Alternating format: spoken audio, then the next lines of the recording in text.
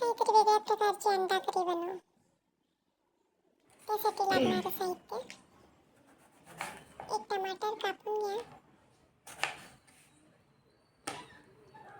वेगळ्या प्रकारची अंडाकरी मी यासाठी म्हटलंय की आपण अंडे बॉईल न करता मसाल्यामध्येच फोडून टाकलेले. टमाटर कापून झालं की आपण कोथिंबीर कापून घेऊ.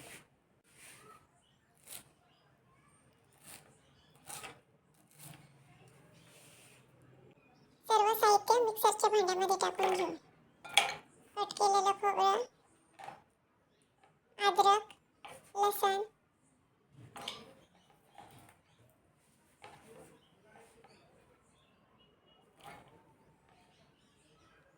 टमाटर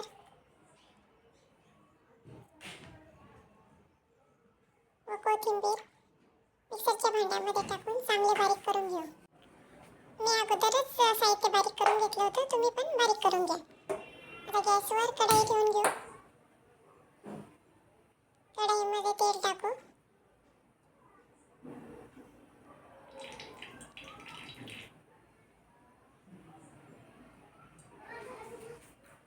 गॅसची फ्लेम थोडी कमी ठेवू जेणेकरून आपले मसाले जळणार नाही.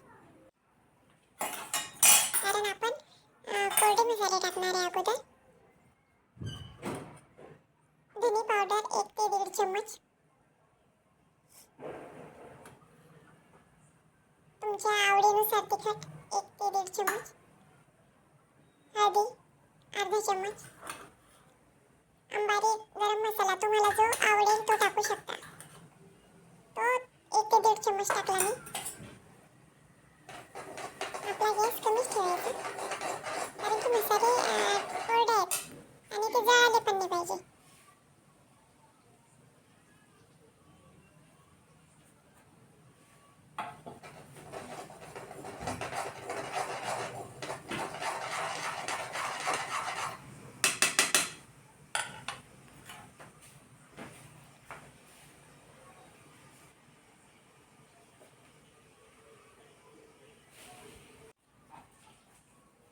आता आपण त्यामध्ये तयार केलेला मसाला टाकून घेऊ. मसाला छान चांगला कमी आचेवर परतून घ्यायचा कारण की खोबरं आपण कच्चं घेतलेलं आहे.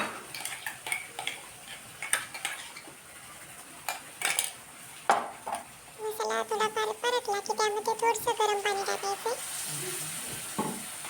गरम पाणी यासाठी की आपल्या मसाल्याला छान तरी आली पाहिजे.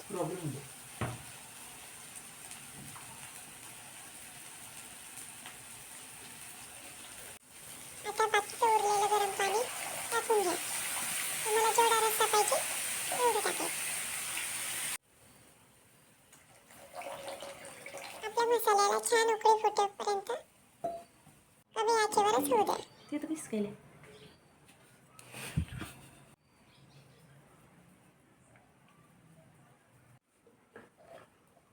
वरतून मीठ टाकून घ्या.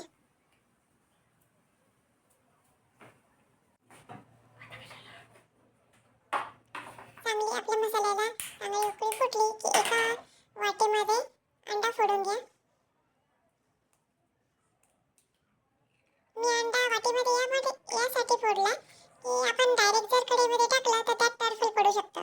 म्हणून मैत्रिणींनो वाटीमध्येच अंडा फोडून घ्यायचा जेणेकरून टरफल मसाल्यात पडणार नाही. आणि गॅस कमीच ठेवायचा.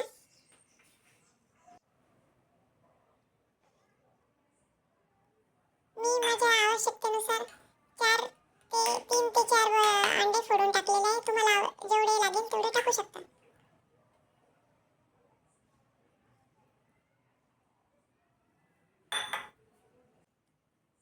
वरतून थोडा कोथिंबीर टाकायचा आणि कमी आचेवरच मसाला चांगला उकळू द्यायचा जेणेकरून आपले अंडे जे आहेत ते पसरणार नाही.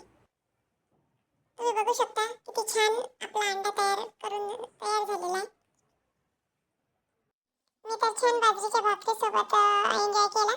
तुम्ही तुमच्या आवडीप्रमाणे करू शकता.